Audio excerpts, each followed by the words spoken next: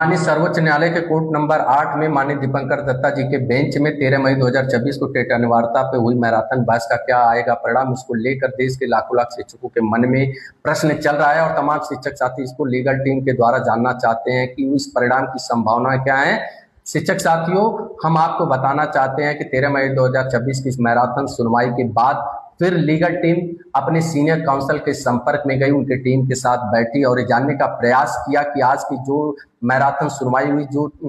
माननीय न्यायालय की तमाम तल्ख टिप्पणियां थी जिससे हमारे तमाम शिक्षक साथी आहत हैं और वो निगेटिव सोच रहे हैं, ऐसे में हम परिणाम को किस रूप में देख सकते हैं। तो हमारे दोनों ही सीनियर काउंसिल एवं उनकी टीम के द्वारा ये बताया गया है कि ये रिव्यू की सुनवाई थी, ये पुनर्विचार याचिका की सुनवाई थी, यानी कोई परिणाम आ चुका है माननीय न्यायालय द्वारा, माननीय न्यायाधीश द्वारा।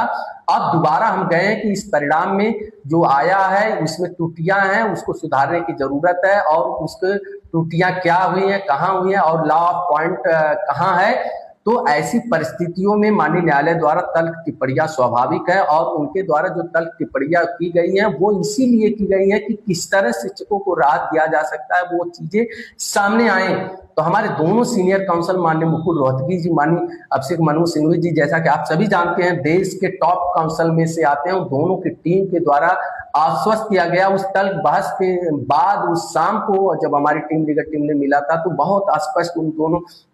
सीनियर काउंसिल की टीम के द्वारा यह आश्वस्त किया गया था कि आप उस बहस के तल्ख टिप्पणियों को निगेटिव लेकर न मानकर चलिए, वो एक प्रोसेस है और न्यायालय की बात जो होती है न्यायालय जानने का प्रयास करते हैं कि किस तरह इसको फैसले में जो संशोधन की संभावनाएं कहाँ बनती हैं और उस संशोधन की संभावनाओं के तलाश में तल्ख टिप्पणियां स्वाभाविक थी। लेकिन हम लोगों ने बड़े ही सकारात्मक तरीके से, सटीक तरीके से और लॉ के पॉइंट व्यू आपसे पॉइंट को रखा गया है और उसको माननीय कोर्ट ने मेंशन किया है, माननीय न्यायाधीश जी ने मेंशन किया है। जो भी बातें हम लोगों ने कहा है, हमारे दोनों सीनियर काउंसिल ने कहा है, माननीय न्यायाधीश ने उसको मेंशन किया है, तो स्वाभाविक है कि वो परिणाम में दिखेगा। इसलिए हमारे दोनों सीनियर काउंसिल की टीम के द्वारा हमें जो संदेश दिया गया है कि जो परिणाम आएगा उसमें शिक्षकों के लिए राहत जरूर होगा। अब ये स्वाभाविक है कि वो राहत किस मात्रा में होता है, कहां तक मिलता है राहत, ये जब तक परिणाम नहीं आ जाता है तब तक उसके हम लोग टीका टिप्पणी नहीं कर सकते। लेकिन आप शिक्षक साथी आश्वस्त रहिए, आप लोग निगेटिव मत होइए, आपके पक्ष में परिणाम राहत लेकर जरूर आएगा। उसी लिए उस कोर्ट में उस दिन तमाम तरह की तल्ख टिप्पणियां हो रही थी कि किस तरह आपने पुराने फैसले में, कोर्ट के पुराने आदेश में कहां संशोधन की संभावनाएं बन रहे हैं, किस प्रकार शिक्षकों को राहत देने के रास्ते बन रहे हैं और उसको सिद्ध करने के लिए आपके दोनों सीनियर काउंसिल देश के माननीय अभिषेक मनु सिंघवी जी और माननीय मुकुल रोहतगी जी ने बड़े ही जोरदार तरीके से बातों को रखा है। तो ये स्पष्ट